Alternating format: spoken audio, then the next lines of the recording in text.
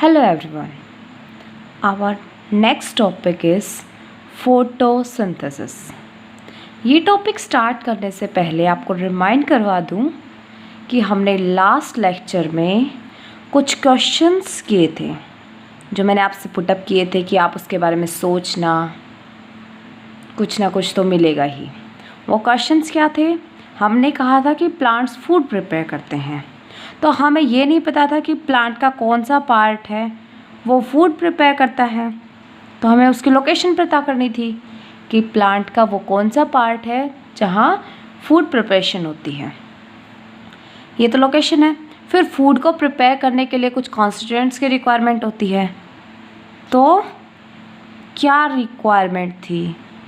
कौन कौन से रॉ मटेरियल्स थे जिनकी रिक्वायरमेंट होती है प्लांट को अपना फूड प्रिपेयर करने के लिए? ठीक है, ये तो 2 क्वेश्चंस थे।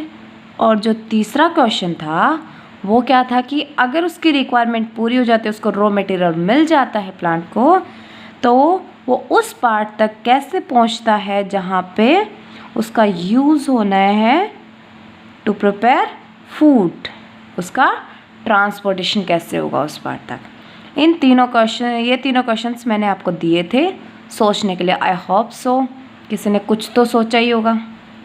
ठीक है, आज हम ये टॉपिक समझेंगे, इससे हमें इन क्वेश्चंस के आंसर मिलेंगे।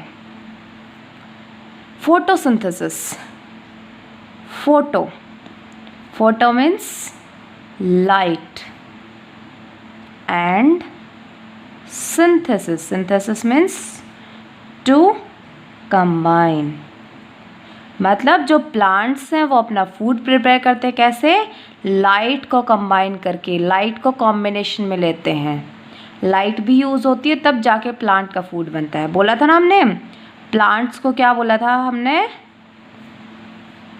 ऑटोट्रॉप्स, क्योंकि इनके अंदर ऑटोट्रॉफिक मोड ऑफ न्यूट्रिशन होता है। ये अपना फूड खुद से प्रिपेयर कर सकते हैं।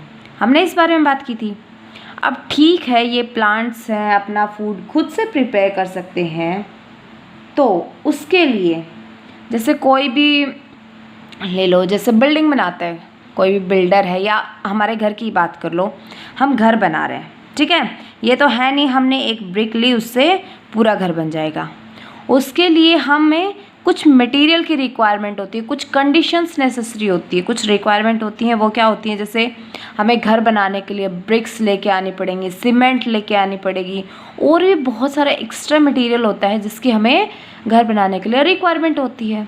तो वैसे ही जो प्लांट्स हैं जो फोटोसिंथेसिस करते हैं, उनको भी अपना फूड बनाने के लिए किसी रॉ मटेरियल की रिक्वायरमेंट होती है।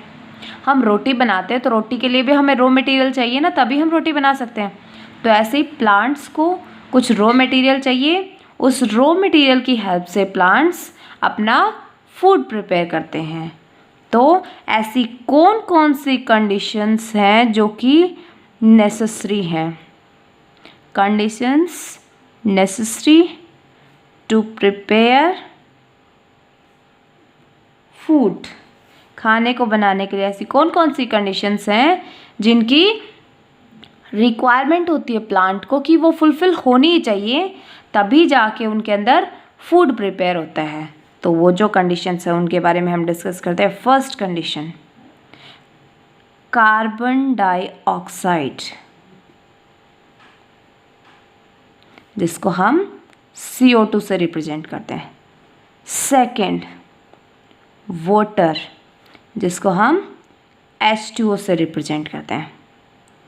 Third, chlorophyll.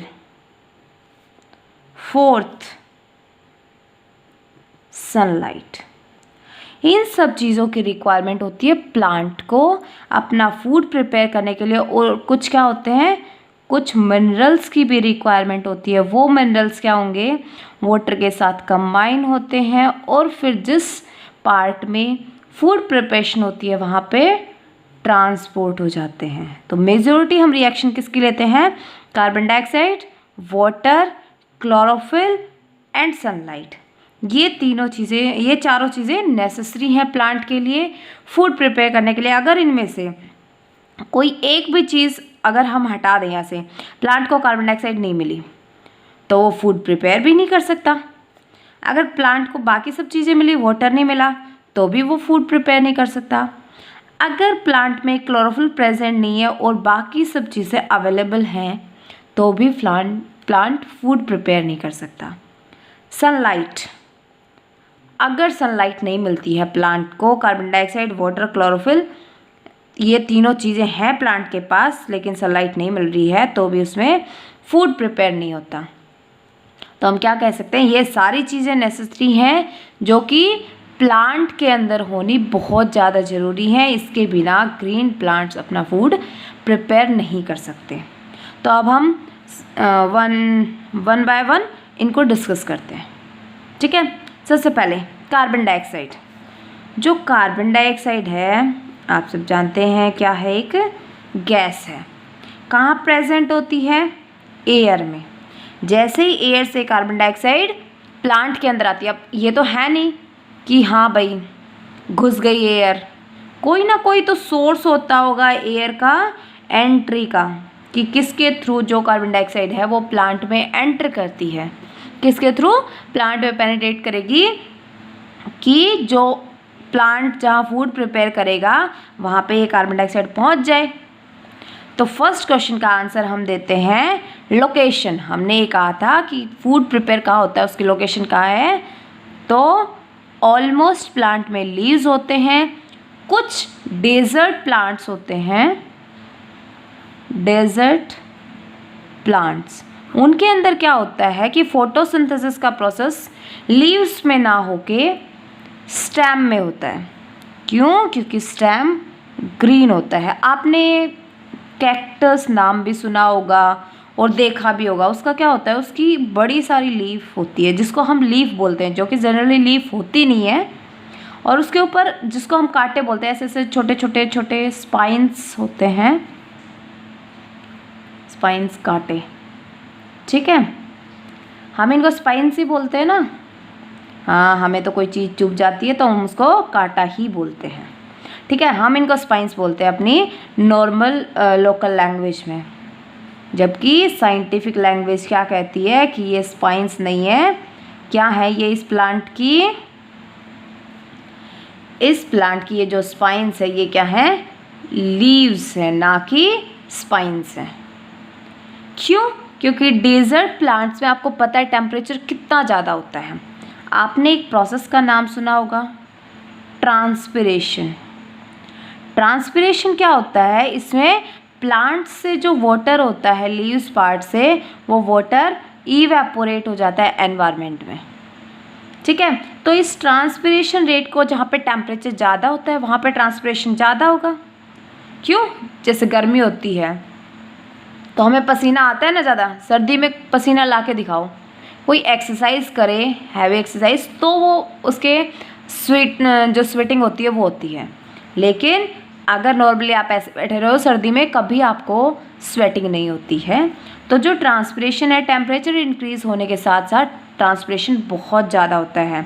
आपने ऑब्जर्व किया हो तो प्लांट्स को गर्मी में ज़्यादा पानी की रिक्वायरमेंट होती है। क्यों, क्योंकि ट्रांसपिरेशन की जो रेट है वो इंक्रीज़ हो जाती है, जबकि सर्दियों में ट्रांसपिरेशन की रेट डिक्रीज़ हो जाती है, तो उन्हें कम पानी भी चल सकता है, उनकी डेथ नहीं होगी उससे।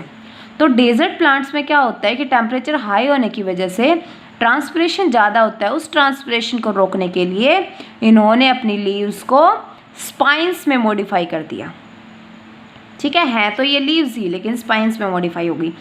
और जो वो स्टेम था वो लीफ में मॉडिफाई हो गया। तो अब यहाँ पे फोटोसिंथेसिस कौन करता है, स्टेम पार्ट है, ये क्या करता है, फोटोसिंथेसिस करता है इन प्लांट्स में, ठीक है। तो कुछ एक्सेप्शन भी है, लेकिन मोस्टली लीव्स में ही फोटोसिंथेसिस होता है। क्यों लीव्स में फोटोसिंथेसिस, अभी हम रीज़न देखेंगे। तो जो कार्बन डाइऑक्साइड है वो प्लांट में कैसे एंट्री करती है, कौन सा सोर्स होता है, उस बारे में हम पढ़ेंगे। लीफ, आप सबने लीफ तो देखी होगी ना,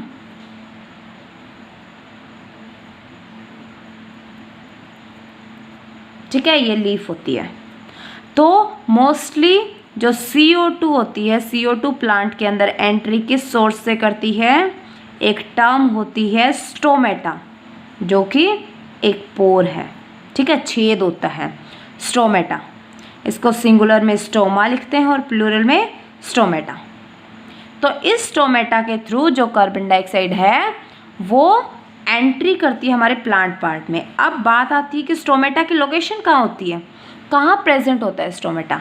जो स्टोमेटा होता है, जैसे ये हमने मान ली ये लीफ है हमारी, जो लीफ का जो लोअर पोर्शन होता है, ये वाला पोर्शन, इसके ऊपर स्टोमेटा प्रेजेंट होते हैं। क्यों?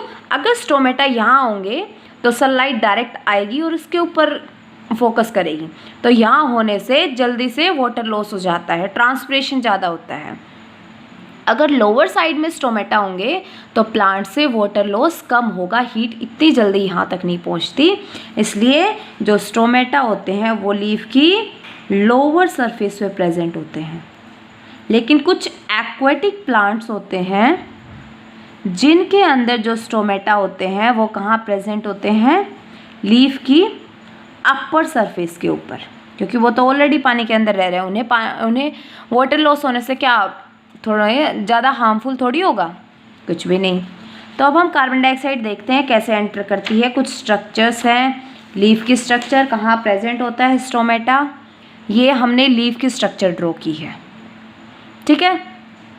इसमें क्या है, ये बाहर की लेयर्स हैं एपिडर्मिस वगैरह, ये अपर साइड है लीफ की और ये लोअर साइड है लीफ की। तो हमने स्टोमेटा कहाँ बताए हैं? लोअर साइड पे, लोअर सरफेस पे, ठीक है। तो ये लोअर सरफेस पे ये जो एपिडर्मिस, ये जो सेल्स हैं ये किसकी सेल्स हैं?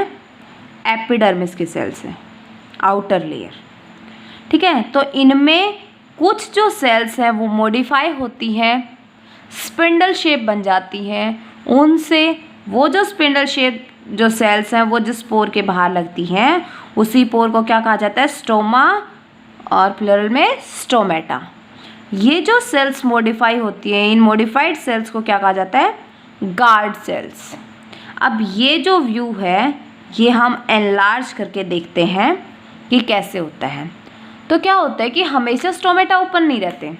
स्टोमेटा किस किस टाइम पे ओपन होते हैं?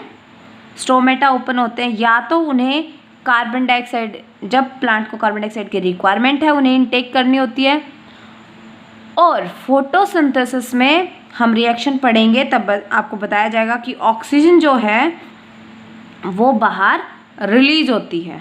तो वो जो ऑक्सीजन जब रिलीज़ करनी होती है तो ये स्टोमेटा ओपन होते हैं।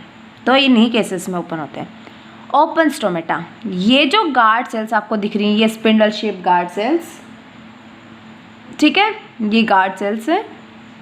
ये गार्ड सेल्स स्पिंडल शेप्ड है अभी तो, ठीक है, कर्व्ड है। तो स्टोमेटा ओपन है, इनमें से गैसियस एक्सचेंज हो जाएगा। CO2 को अंदर आना है तो अंदर आ जाएगी, बाहर जाना है तो बाहर चली जाएगी। और ये एपिडर्मिस की सेल्स हैं जिनके बीच में ये स्टोमेटा प्रेजेंट होते हैं। जो गार्ड सेल्स होती है इनके अंदर एक स्ट्रक्चर होती है जिसको बोलते हैं क्लोरोप्लास्ट। इस क्लोरोप्लास्ट को हम जब क्लोरोफिल डिस्कस करेंगे तब बताएंगे।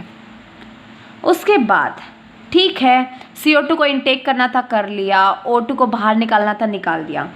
अब स्टोमेटा है वो क्लोज हो गए। स्टोमेटा जैसे ही क्लोज होंगे तो क्या होगा, ये जो गार्ड सेल्स, अभी गार्ड सेल्स इस शेप में थी तो वो गार्ड सेल्स पहले ऐसे स्पिंडल शेप में थी, तो धीरे धीरे ये गार्ड सेल्स ऐसे फ्लैट हो जाएंगी और ये स्टोमेटा इस शेप में आ जाएंगे, जैसे कि यहाँ आपको दिख रहा है। ये बिल्कुल फ्लैट एंड हो गई है, शेल स्ट्रेट हो गई है। तो जो गार्ड सेल्स है वो बिल्कुल स्ट्रेट हो जाती हैं, तो स्टोमेटा क्लोज हो जाएंगे। अब ना CO2 अंदर आ सकती है ना ही O2 बाहर जा सकती है। O2 क्या होती है? ऑक्सीजन, ठीक है। तो कोई एक्सचेंज नहीं होगा गैस का। तो ये सब होता है कि CO2 का जो ट्रांसपोर्ट है, CO2 कैसे इनटेक की जाती है प्लांट में, कैसे अंदर आती है CO2। अब हम बात करते हैं CO2 के बाद सेकंड वाटर। वाटर की बात करें तो ये जैसे रफ डायग्राम हमने प्लांट का ले लिया, यहाँ पे कोई ब्रांचिंग पैटर्न है और यहाँ चल के लीफ है। इस लीफ में क्या हो चुका है, एयर से CO2 पहले ही आ चुकी है। ये हमने यहाँ सॉइल ले ली, इस सॉइल के अंदर क्या क्या था, वाटर प्लस मिनरल्स। ये क्या है प्लांट की, रूट्स, ये स्टेम और ये ब्रांचेस।